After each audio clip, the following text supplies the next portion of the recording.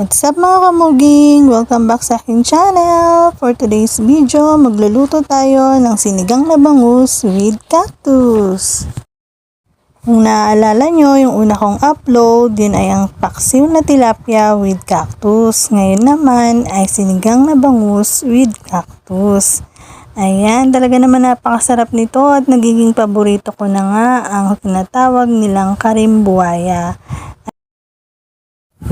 Medyo ginabi nga ako ng uwi, kaya naman aapurahin ko na ang pagluluto. Baka kasi dumating na ang aking mahal na asawa.